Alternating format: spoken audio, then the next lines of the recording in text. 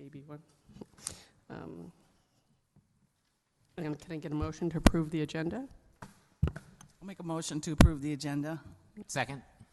Okay. Any further discussion? No. All in favor? Aye. Motion carried.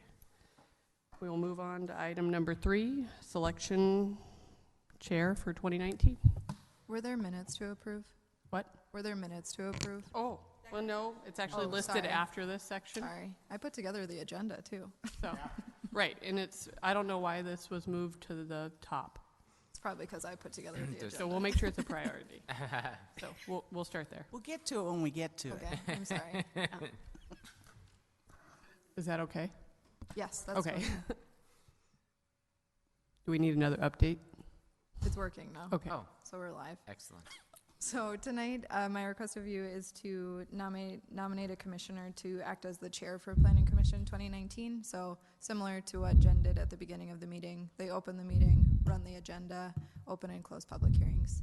We generally help you out a lot with the agenda guide, but it would be the person who is essentially in charge of running the meeting on your side. Can I just clarify that our co-chair informally has been Joanne Armstrong, correct? Yes. Right. Okay. Because I think last year we never really got to this point. We just continued on for sure. Unknown reason. There we go.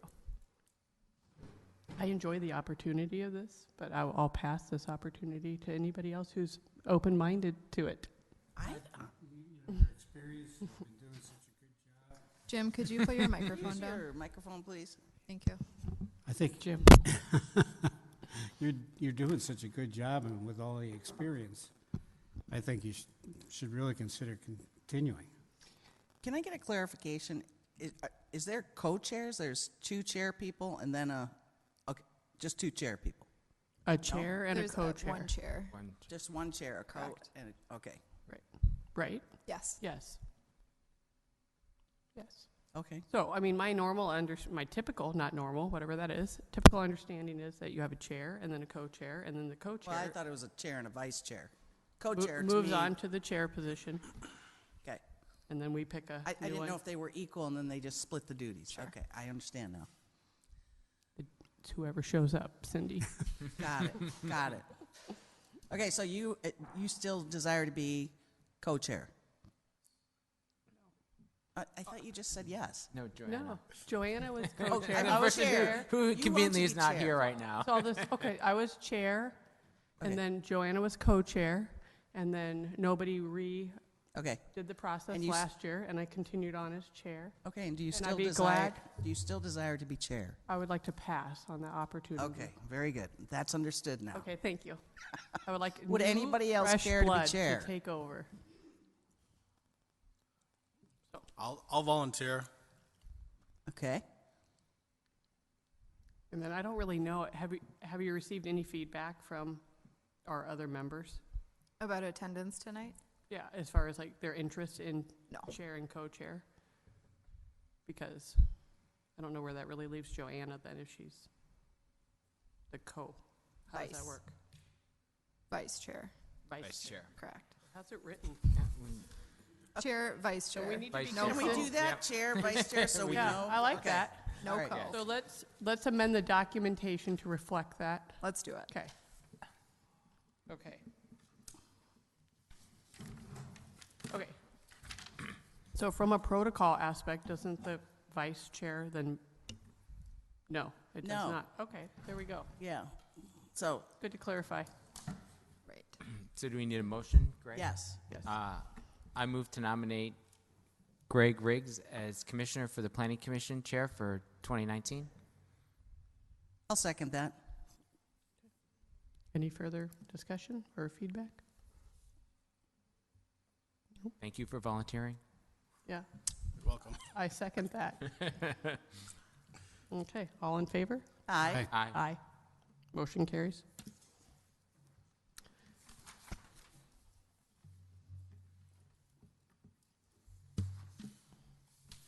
Now we need to make a motion for co-chair. Vice Chair? Vice chair? Yes. Thank you.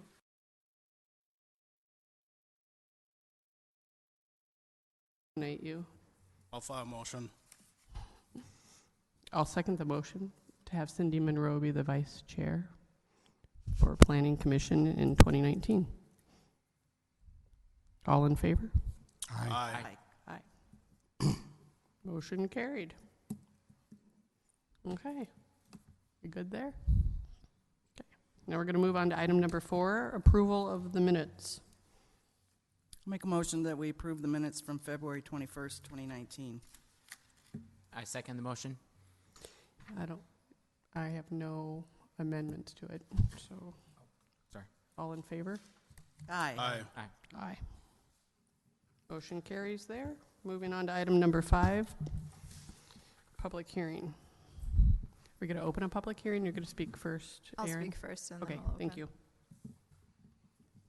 Thank you, members of the commission. Tonight, we have an ordinance amendment. So at the February 21st meeting, we discussed small cell wireless. So the installation of the technology typically on light poles throughout town. There's been a change recently in the Minnesota legislature that allows small cell technology throughout the right-of-way with limited restrictions. So the city can't have a lot of say right now where small cell technology goes. We're not able to prohibit it from any district, so in the residential district, we can't say, no, it cannot go here.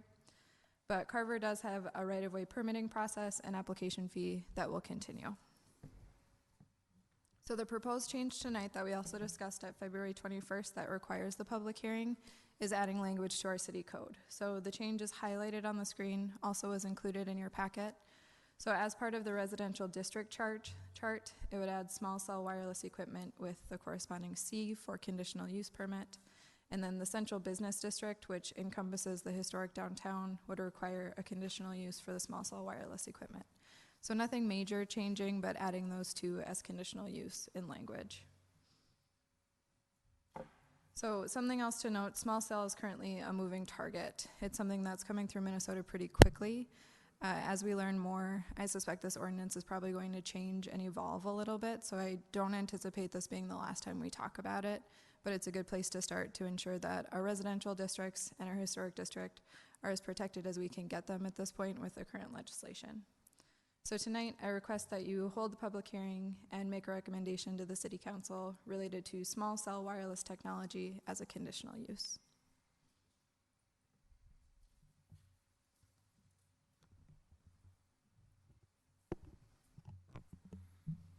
Okay, well, we will open the public hearing. Don't we discuss after the public hearing, correct? Yes, you can. Okay, Should, sorry, Jim. should the new chair take over? Is that how that works, or do we do it at the next meeting? I would say the next meeting. Let's Okay. power Thank you. through this one. I'd be glad to pass it on already. I mean, I think, it seems a bit potato. fragmented that way. I think we'll note there's no public to make any comments for the meeting, so we can ask for a motion to close the meeting at this time. I'll motion to close. Jen, did you Wait. formally open the public hearing? I thought I she did say we'll open the public meeting. Mhm. But we don't have to get a motion to open, you just get to open it. Right. Yes, okay. I was just going to say that maybe we should leave it open for just a few minutes at least. To see if any comments Yeah. come in? Right. Sure. Can we talk informally during And that time? actually, I have a question that could, during this public hearing. Have we had much interest from vendors of this small cell technology? At this time, like in this wave of it, no. It's starting with the 5G technology, so we're anticipating it mostly to start in Minneapolis and St. Paul, where there's denser population, and likely will come out to the suburbs as they keep moving through. So right now, no. And I do think it's an interesting opportunity now that if they start in Minneapolis, they can perfect things a little bit. Right. We can So- see how that goes. Right. So we'll have a little bit more information should they come forward with an application here. Okay, thank you.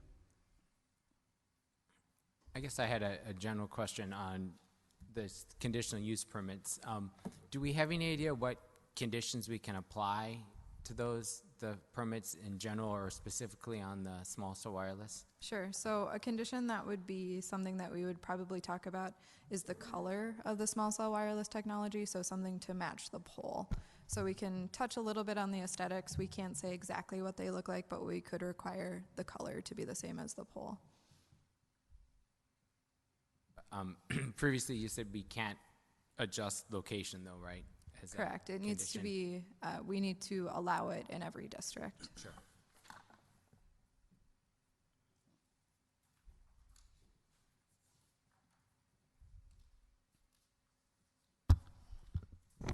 Can we, can we put any requirements on when they service it as far as blocking the road or those kind of things? So I wouldn't necessarily put that in the conditional use permit, but an obstruction permit would usually be required through our public services team should they need to shut down a road for any time. So public services would review that for safety, making sure it doesn't congest traffic.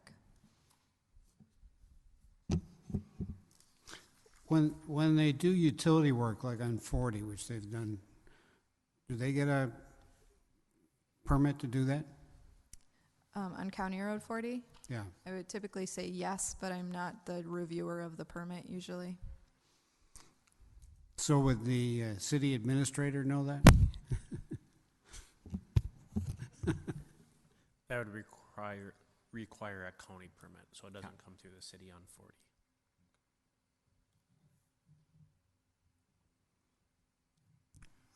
Is that until we hit the 5,000 or?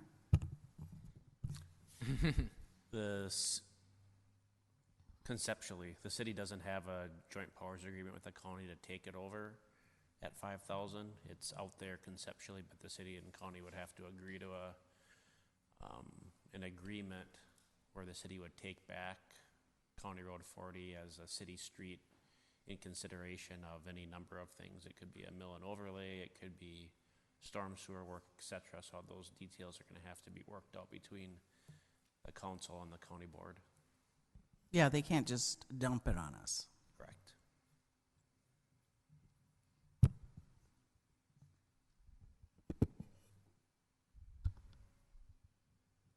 Did you have any public feedback from our last meeting? So it ran through the city council as well at a discussion level only, so no formal decision was made. They were supportive of the idea, and since then I have not received any feedback. Well, I mean, we had a big discussion with a lot of input, I thought. Correct. So the only thing I didn't catch in here, we talked about when it's no longer in use, what the, Decommissioning. yeah, is that part of this? So that would be part of we could require it as a conditional use permit that a decommissioning plan would be provided. Is that suggested? To be honest, there's not a lot of best practices around small cell right now, just with the way that it's moving through the legislature. So I can't say for sure if other communities are using it, but it could be an option. Okay. That's the only outstanding thing I didn't see followed up on, I guess, Sure. discussed. Okay, and then now I don't know like the technology behind this, but can we put any conditions about how many of these apparatus can be in proximity to each other for aesthetic taste, or no? No. So we can't say you can't have 6 of them here. No. Yeah, but you're not gonna, let me think about this. You're not gonna put another, when I say you, I mean the city of Carver, right? It's not gonna erect another pole in the middle of, because they're adapting to current structures, correct? Typically, yes, they may require installation of another pole that they would privately put in. So the city wouldn't put in additional infrastructure for this. No, I was thinking more of, okay, so each of these little apparatuses can be up to 6 square feet. Correct. So, Actually, 6 cubic feet. I'm sorry, 6 cubic feet. How big is that, Jim? Show me. 1.5 by 2 by 2. Oh, 1.5 by 2 by 2. Pretty small. Yeah, pretty small unless you I have like 6 of them. Yeah. You know, it could be kind of distracting, or Sure. or a dozen of them, or I don't know. I remember we also have a co-location agreement that the previous city council passed. This has no effect on that, correct? Correct.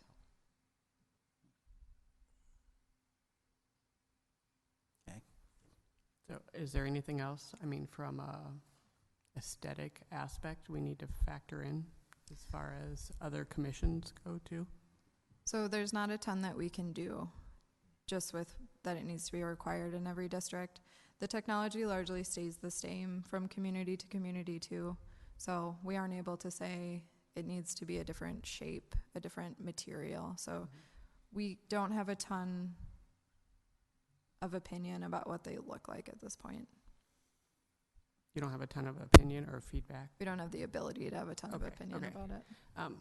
Can more than one be on one pole? It could, yes. Hmm.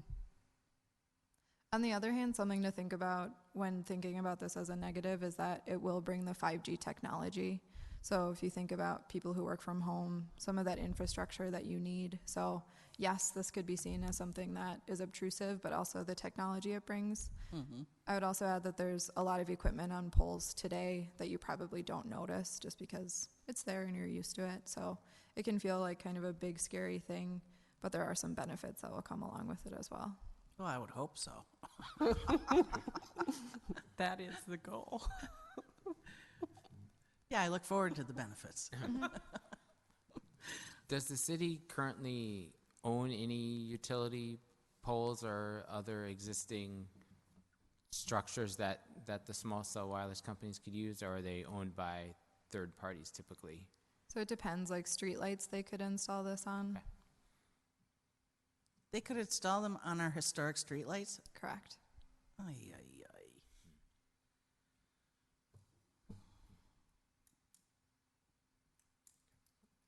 Or I should say our reproduced historic streetlights. Huh, that's interesting. I don't think we discussed like the impact of the historic district versus outside of that, really.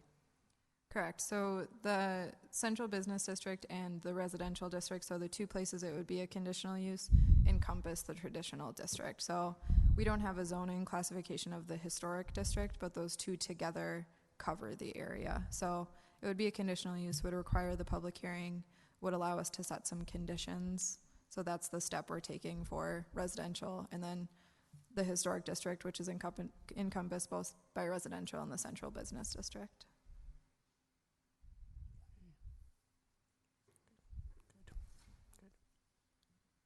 Well, I mean, that sounds like that's the most we can really cover ourselves that way. Correct. And this has Okay. been reviewed with the city attorney, and he did not have issue with it.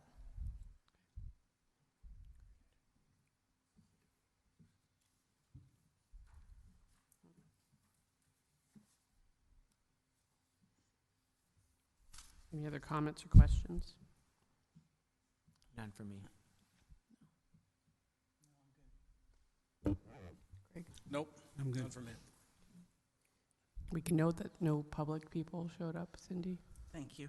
Okay, we did I'll leave it make- I'll make a- open I'll make a motion to close the for public some hearing. options. Okay. I'll second. All in favor? Aye. Great. Motion carried. Thank you, Aaron. Okay, I think we're on to, Do we need to make a recommendation? yes, we do. Yep. Okay. Darn.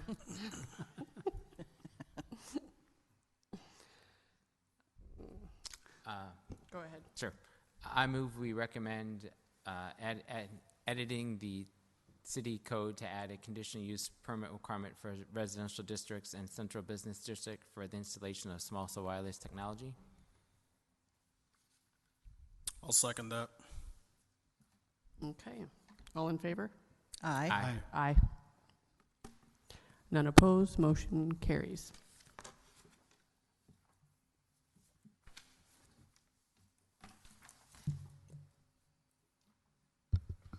Okay, on to, are we doing new business and then 101 as part of new business? I don't believe there's any new business. Oh, sorry. Yeah, it's the Planning Commission 101. I let it right to you. It's over. So we are moving on to new business, which is Planning Yes, Commission please. 101. Thank you. Thank you, members of the commission. With a few new commissioners and always in need of a good refresher, we're going to go over Planning and Zoning 101 tonight. So the game plan, I'll go over some planning and zoning basics, some roles and responsibilities both of you at the commission and staff, and our meetings and expectations. So starting with the Planning 101. So planning comes together with the physical, social, and economic environment. When I say physical, it's the condition of the land. So topography, natural resources, built environment. Social includes the people, so where they live, work, and play, and then the economic environment, so affordability. Can people afford to live here? Can people afford to spend their money here? And can developers afford to develop here? So words that we often want to use to describe our community can come through planning. So a community can be charming, inclusive, and welcoming. And through good planning, we can accomplish these goals. So planning guides development to protect the welfare of existing and future residents. It balances the public good with private property rights. Planning works towards orderly growth, which protects natural resources. We focus on the place and the people, and we create community look and feeling. In Carver specifically, we draw from our past to plan our future. And in planning, it's always encouraged public participation. So the work that we've done in the past year collectively as a group largely has been, how do we take these undeveloped, usually fields, and turn them into neighborhoods? So we do that through something called platting. So platting can be kind of a scary word. What does that mean? So a plat is it's a pretty technical planning document. This example is the Meridian Fields development that we recently reviewed. It's the D.R. Horton project just south of Highway 212. It shows phase 1 and phase 2 of the development, which in total is 83 units. So that information comes from the plat. It shows the lot layout, it shows site access, it includes lot and block number. So this is an example of a preliminary plat. So we get some additional detail here. So we have some development data, which shows proposed zoning. Things like density is included here. Lot standards are set, so setbacks that are required. And then there's also some information about outlots. So this is the plat. Shows the basic layout, including easements, streets, lots. This is also usually the first look we get at proposed street names and a development name, which is always kind of fun. So the process of taking an undeveloped site to a neighborhood occurs through platting. And what does that look like? Is it something simple that we run through quickly? So the planning process is laid out in Chapter 42, subdivision of our city code. Something to remember is that every project is treated the same through the planning process. So if it's commercial, residential, industrial, it goes through the same planning process, which is Chapter 42. So a project comes in as an idea. So I'll start at the top of the road with a light bulb. And it comes in to staff, so the experts start looking at it. So it's planning, engineering, public safety, public services, administration, legal, and we do a first review.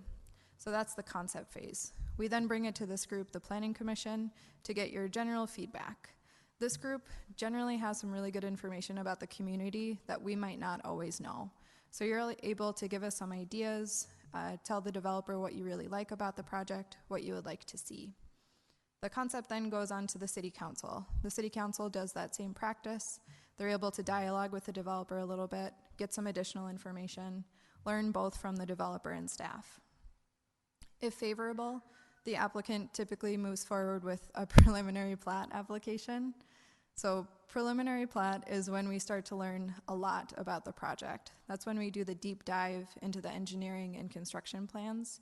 This is where we start to lay out water and sewer, which cannot always be the most exciting things, but they are typically what drive development in the city. So the preliminary plat goes back and forth between the developer or the woman with the light bulb idea and city staff 3 to 5 times. So they'll submit a preliminary plat, we review it, type them a very long comment letter, and ask them to correct everything that we saw as an issue. We typically do this again between 3 and 5 times before it comes back to you, the Planning Commission. So between the staff review and the Planning Commission review, we send out notice. So it's typically property owners within 350 feet get a notice to say, the Planning Commission will be holding a public hearing about a project near your home. attend if you would like to give public feedback. Otherwise, they also are encouraged to send me any information that I forward on to you as part of the packet. So at that preliminary plat meeting, you will hold a public hearing. So the podium shows interested public that come to the meeting to speak to you at the Planning Commission level. At that point, you give recommendation to the City Council on the preliminary plat. The City Council then also reviews. This is an interesting step because after preliminary plat approval, the developer is actually able to close on the property. So at that point, we've made enough of an agreement to say, yes, we typically think this is going to happen the way that we think it is. So the developer typically closes after that preliminary plat phase. At that point, they additionally have vested land rights. So thinking about a preliminary plat approval, if it goes through the council, and then all of a sudden we think, we actually hate this. We're not able to backtrack terribly far with preliminary plat without some legal ramification. So the preliminary plat phase is really important in this planning process. So once preliminary plat approval has gone through the City Council, we do the back and forth again with developer. So the developer submits plans to city staff. This is a little bit shorter. We typically go 2 to 3 comment letters pointing out everything we don't love about the project and making sure it meets city specifications. At that point, we think that it's pretty close to construction plans. We bring it back to you for one final review at the final plat phase, and again, it goes to the City Council for their final approval before construction.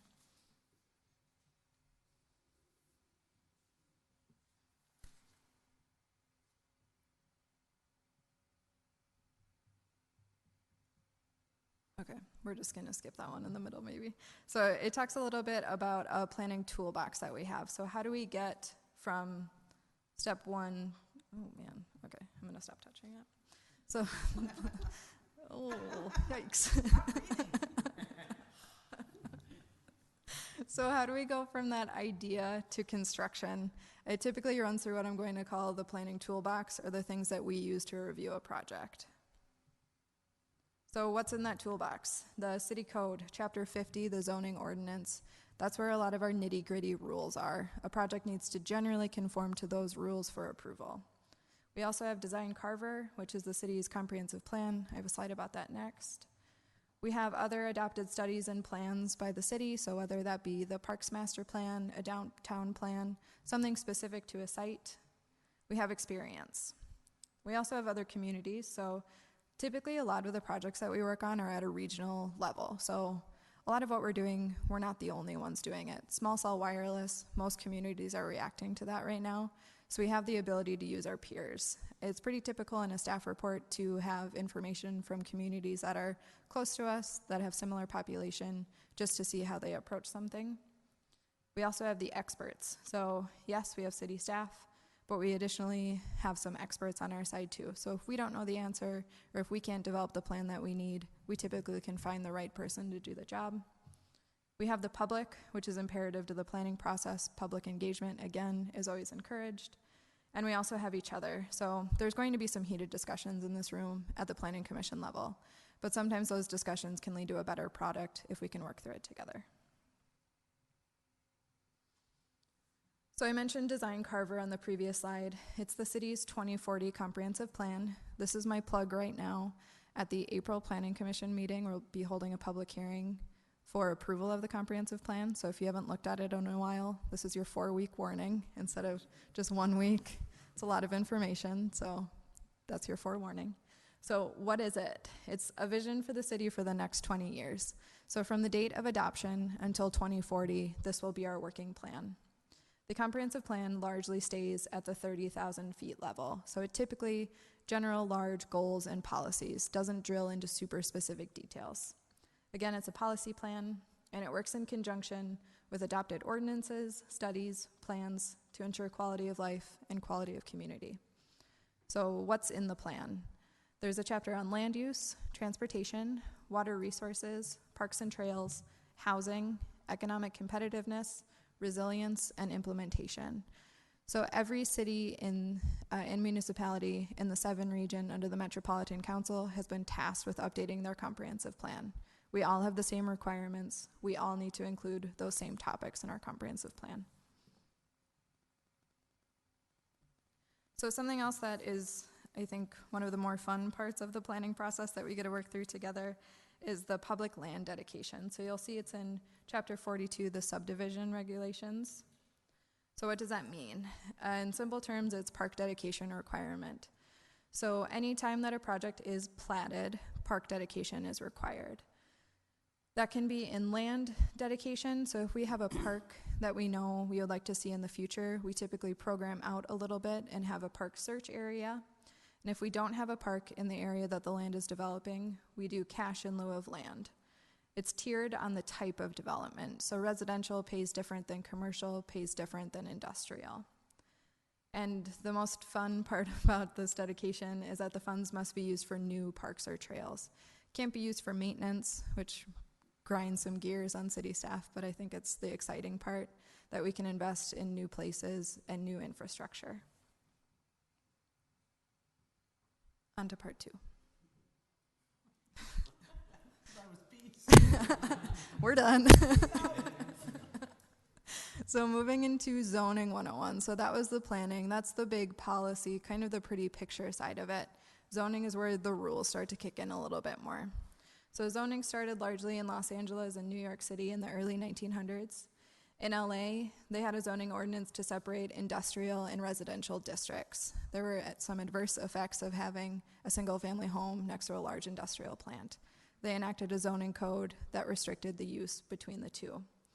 And in New York City in 1916, it was largely a reaction to the Equitable Building, which was a skyscraper that was built in the slums of New York. So it was built so close to other buildings that it blocked sunlight, so the residents of the existing buildings essentially lost their windows and access to clean air. These both led to the State Standard Zoning Enabling Act of 1924, and that gives states the ability to enact our own zoning laws. So what is zoning? Zoning is the separation of incompatible uses through land use. So typical zones that we see: residential, industrial, commercial. It regulates the type of users on a site. So we can say that a project is zoned commercial, but we can't say a project is zoned for the target that I really want. The zoning code also sets bulk regulations. So those bulk regulations is a term that I will probably use interchangeably with things like setbacks, building heights, number of dwelling units or density, open space, parking requirements, etc. Something that's interesting and sometimes challenging about zoning is that every use needs to be allowed somewhere in a community, even the ones that we wish we didn't have to have. And what zoning cannot do. So again, we cannot decide the end user of the site. We also cannot restrict a particular use from a community. We can't force an existing business or property owner to leave. So if someone has a property at the time of the new zoning code update, they are able to continue the use of that property. They generally cannot make it any larger, but we cannot kick them out strictly based on zoning. Something else it can't do, it typically cannot make neighbors get along. Something that's helpful to remember with this group is zoning is fact-based. So we need to use these facts to make land use decisions. I anticipate that there's going to be a couple meetings in our future that are pretty hot with emotions. We can't deny a project simply because we don't like it. We need to use the facts from the zoning code to move forward with a project. So in our zoning ordinance, chapter 50 of the city code comes together with our adopted plans, including design Carver, Parks Master Plan. We create a community that has a range of uses for a range of people. And sometimes it doesn't work out that way. That our zoning code and our adopted plans equal something that we need to brainstorm a little bit. So a project might require some additional review, additional requirements for the types of review that we do, but we usually work through that together and we can tackle that as they come. So where zoning and planning converge is typically these two maps together. So the zoning map shows the current city limits and how every property in current city limits is zoned. So the use. Is it residential, commercial, industrial? And then it goes hand in hand with the future land use map, which includes the zoning map. So you can see the current city limits are outlined with the black dashes. This is included in design Carver, and it shows our growth area. So The growth area largely is Dahlgren Township. We do have an orderly annexation agreement with them that says how we can annex properties. So it's typically when the private property owner is ready, they'll come in for annexation. At no time does the city approach someone that's in the township and say, hey, we're ready for you. So it typically needs to be project-based. Something that's been really exciting about the Design Carver process is if you look at the future land use map, it's the mass that we have out there that we anticipate that we could get to by 2040. It's not required that we get there. Things change just with private property owners and also the economy, but this is where we're projected to grow.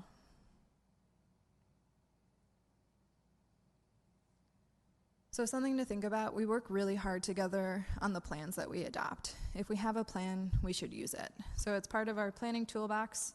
At your disposal, you also have the experts, so that's city staff, including planning, legal, public services, engineering, administration. I feel like I'm forgetting one. I'm sorry, whoever that is. We have Chapter 50, our zoning ordinance, which sets our rules. We have our adopted plans, which set goals, policies, and implementation tools. So your job as a planning commission is to take all of these tools and apply them to the project. So why is the work that we are doing here so important? We're anticipated to grow. With 2018, as a group, we platted over 500 residential lots. We had our first senior living facility, and we had our first industrial user. That growth alone makes the work that we do here really important. With greater population comes greater expectations. We need to be accountable to each other to make sound decisions at this level. And there's also great opportunity in the land that we have available to us. Part 3. So who are you and how does this relate to you? So State Statute 462.354 sets the framework for a city to have a planning commission. You are all residents of the city of Carver. You all have been appointed by the city council. There are 7 total members of you. 5 are voting at each meeting. So if one of the 5 voting members is not able to attend, the first alternate takes that spot. Same if 2 are not able to. To hold a meeting, we always need 3 people, which is a quorum. We also have a council liaison for 2019. It's Councilmember Henry, who is here. So he is the eyes and the ears at the council level. So he comes to all of these meetings and then reports back to the city council. So he's the bridge between the 2 groups. He'll attend these meetings as well as the city council. There's also a Dahlgren Township representative. So in the future land use map, that entire area we have to grow is largely Dahlgren Township. So we invite a representative from the township to come to our meetings. So if there's something that's related to the township, they typically will be here, so anticipate a new face. You are also advisors to the city council on land use, and you are my public hearing holders typically. And your role. Your role is to apply planning groundwork to projects. I ask that you objectively listen to applicants, residents, and city staff. Act on behalf of the community, not a small group of loud voices. Professionalism is really important in this room. Body language can say just as much as words. These meetings are also live streamed and taped, so anything you say could come back. We ask that you speak directly. It will. I'm going to tell you right now, it will. And sometimes it's not a small group. Sometimes it's a large group. This is true. On your birthday. We ask that you speak into the microphone. This room is beautiful, but it's also a little bit challenging for acoustics. You can be hard to hear if you don't speak directly into your microphone. And I generally ask that you render a decision and recommendation to the city council. So how will city staff support that role? We typically are the experts in planning, engineering, public services, public safety, legal, and administration. Any plan that comes before you typically has been reviewed by all of these groups. So it generally doesn't catch our public services off guard when construction starts on a new neighborhood. It's our job to provide thorough staff reports and presentations to you. We field your questions and comments. We're here to educate the public. We post required notices, and we support the Planning Commission and City Council. So things that we work on together: land use applications, changes, modifications, additions to Chapter 50 or the zoning code, the comprehensive plan, Design Carver, variances and conditional use permits, like we just reviewed prior to this. Things that we don't work on, neighbor disputes, city budgets, policy decisions. That's the city council's It problem. is. So things that we can review and require through our review. The type of development, bulk regulations, so again, those setbacks, site accessibility, park dedication, sidewalks and trails, things that we cannot require a review. Price points of development. I know this can always be a fun thing to know and a good question to get to know the neighborhood a little bit, but we aren't able to deny a project just based on price point. But does that mean we can't even ask about it, or can? You absolutely can, Okay. but that cannot form a decision. Right, I mean, just curious. Yeah. We typically cannot require work outside of a project boundary. So if there's a neighborhood going in north, we typically can't require that they finish a street in the southern part of the city. And we typically cannot review a project just based on the developer. So if someone has a really bad reputation, we can't say, you can't do your project just because you are XYZ. But Luckily, we don't run into too many of those. Never. the city could put extra conditions. We could, absolutely, but that's typically not a decision that the planning commission can make. But certainly the planning commission potentially could recommend that to the council. Correct. If it's a PUD. I think you can go beyond that. I mean, we certainly, if a developer has a bad reputation, conceivably you might want to have more deposits to protect the project. That's actually set through the fee schedule, so we're not able to change those. So some planning commission no-nos. So using your city email address outside of correspondence with staff related to planning commission meetings. So we ask that you limit use of that email address. Correspond with us about planning commission stuff. Otherwise, if you use that email for anything else, it's subject to data practices. So if there was ever a data request and we request to see your email and all of a sudden it's a lot of pictures of your kids going to your parents, we're probably going to be in a little bit of trouble. We ask that you do not meet with applicants, talk city business in groups of 3 or more, which forms a quorum, which violates open meeting law. We ask that you do not post about land use projects or decisions on social media. And we ask that you do not discuss decisions prior to the meeting. So the meetings, typically the third Thursday of every month. They begin at 6:30. Packets go out Friday, the week prior. Brenda Good very kindly sends you an email to let you know they're available. They also are a paper copy delivered to your home. If for any reason you would prefer not to receive that paper copy, let us know.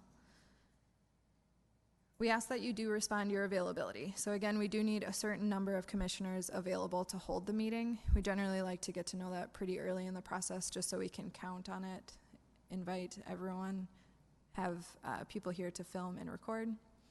And Courtney can attest to this. Last summer, I required a lot of additional planning commission meetings.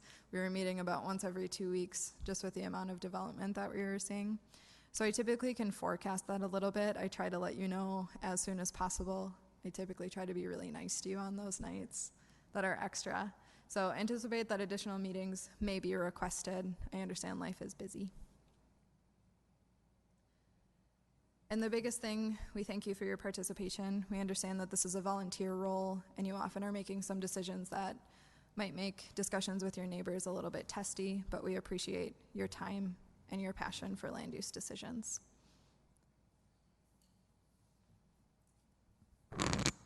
So as the new person, I just had kind of a general, so with the preliminary plating, would you expect that to be brought to the commission multiple times, or is it typically most of those internal discussions are held with the city officials and then there's a more, not final, but a more complete preliminary? Sure.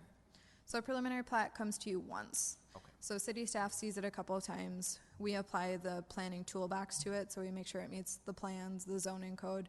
Typically go back and forth 3 to 5 times.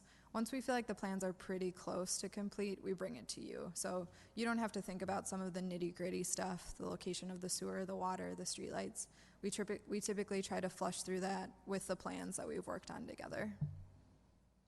again, just general information. So not that they typically be disapproved, but what is the disapproval process, or what kind of the two steps from if in the unlikely event?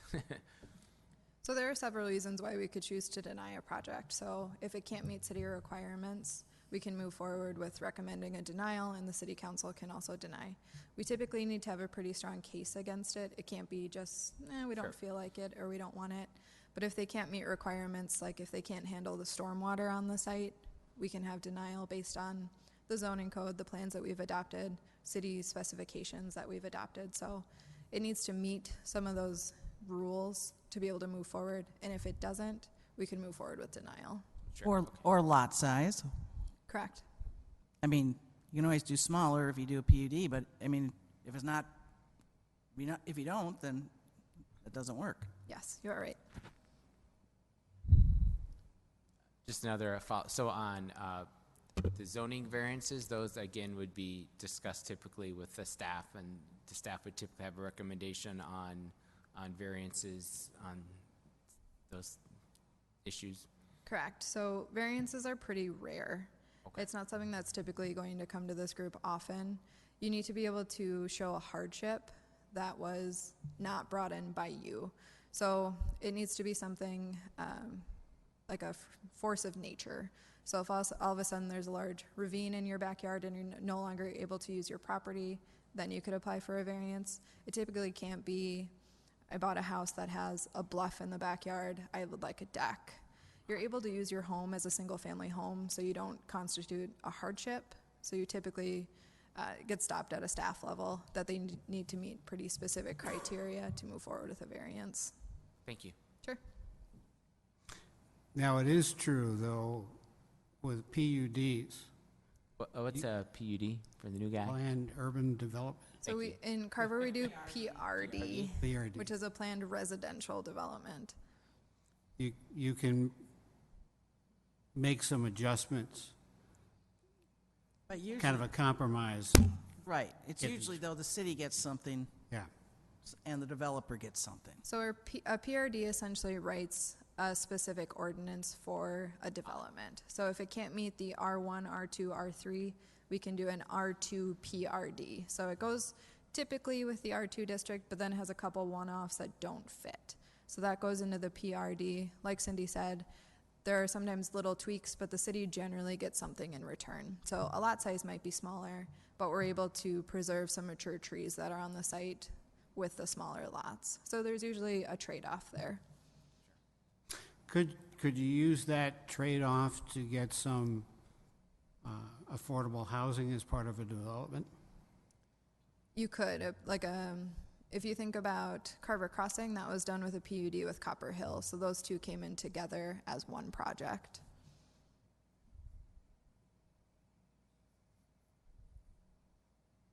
One more follow-on from me. So you had mentioned that projects typically work in phases as well. Would each phase typically have a plating, or when they generally bring the concept, they kind of have the multiple phases sketched out and then Sure. do one at a time? Or So typically the entire development is shown in concept and preliminary. So that's when they get over the big work of the engineering. So when they do come in for phase 2, it's the final plat review. We know that the site is going to work. That's the important thing. Can we service all of the houses that they're proposing? So typically preliminary plat goes for all of the lots, and then phasing is done through final platting. thank you. Sure.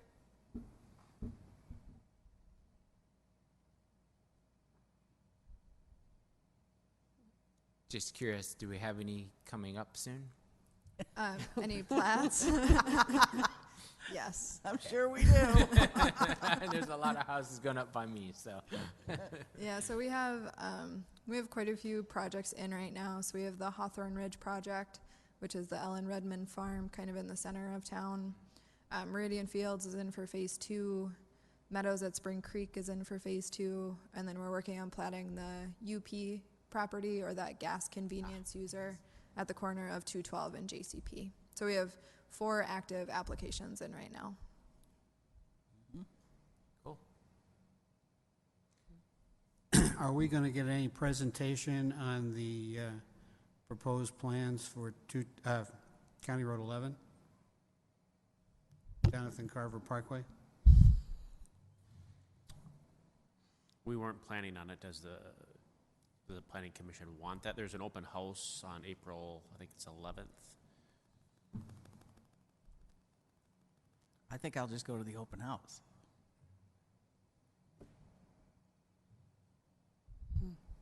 So they've finished the study now and they're presenting it? So just a brief update on that. The city council received kind of what I'd call the final draft of it. And then that draft is being presented to the public via an open house in April. There'll be a flyer for that within the April utility bill. And then the council will get a kind of a final report after those comments are vetted and the plan is amended based on some of those comments. So what that does is essentially provide a feasibility study or a concept plan. So when the county and the city decide, okay, let's move forward with the improvements, they have a document that'll inform the design process. As it stands, I think it's in the county's capital plan. So it's a county road, so they're gonna kind of drive the train on this. It would be a 2022, 2023 Yeah, that's project where it would be a 4-lane improvement from 6th Street to 212. I would say the most significant piece that you see in the open house, other than the 4-lane improvement, would be a roundabout at 6th Street and Jonathan Carver Parkway. interesting.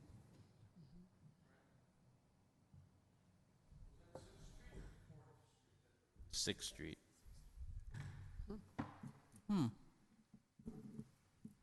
So if you're interested, please attend the open house. There's a link. There'll be a link on the flyer that will show you how to provide comments if you aren't able to attend the open house. And then the second thing I wanted to say, since I have the microphone now, I want to thank Aaron for a marvelous job doing this. This is probably Very we've good. taken several attempts at doing this. This is the best one that we've done so far. And then I really want to encourage kind of what Reed did tonight with everybody is don't be afraid to ask questions. That's what we're here for. You know, when you get your planning commission packets on Friday, you know, it can be fairly overwhelming to get that packet. It can be hundreds of pages sometimes, depending upon what's all in there. And we're here to help you. And so don't feel like there's a question that you should know.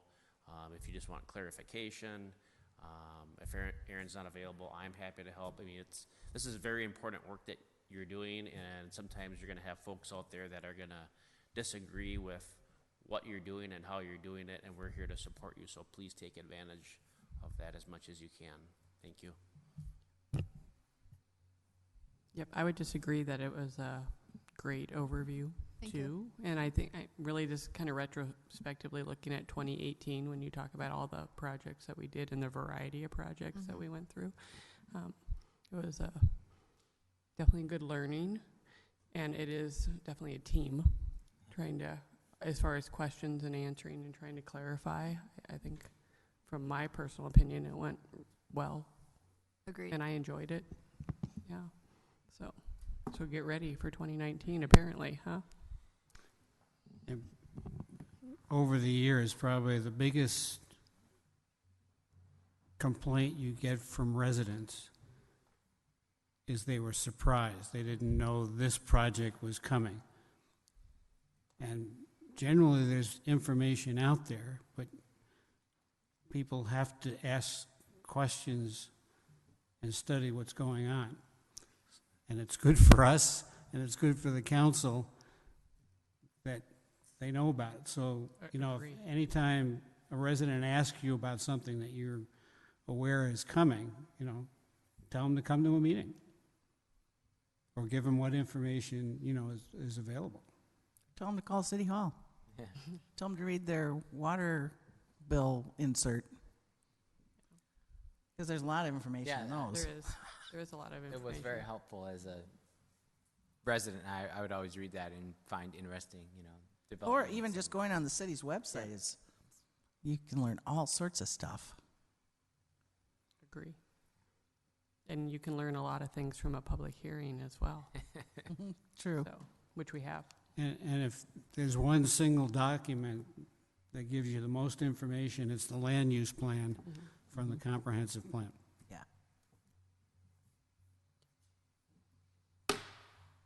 So when are we going over the comprehensive plan?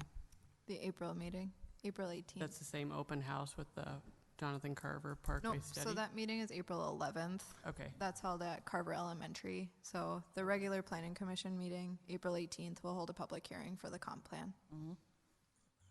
okay, great.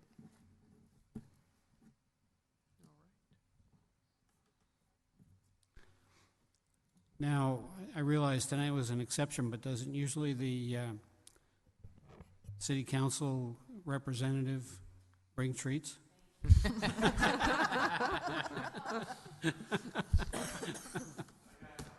We could make a motion for that. I do have one additional item. I sent out an email, I think it was last week, or maybe it was earlier this week now. Monday, April 8th, we are planning to get together with the council and all our commissions. So part of it, frankly, is just so that you can get to know one another, you know. So we have the HPC, Parks Commission, Planning Commission, and Council. We're bringing in Richard Fersman, who's facilitated the city's strategic plan for the last 2 years, to talk about team building and how effective teams work. So, and he's a really great speaker, and I think we'll get a lot out of it. So I hope everyone can attend that. We'll also finish up with a preview of the council strategic plan and just go over some open meeting law basics that make the city attorney happy when we talk. Of course. Hopefully all of you could make that. Typically, we just RSVP by email for the planning commission meeting and the Correct. So the email that Brenda sends out Friday before letting you know the packet's available, she'll ask, please respond to your availability. Sure.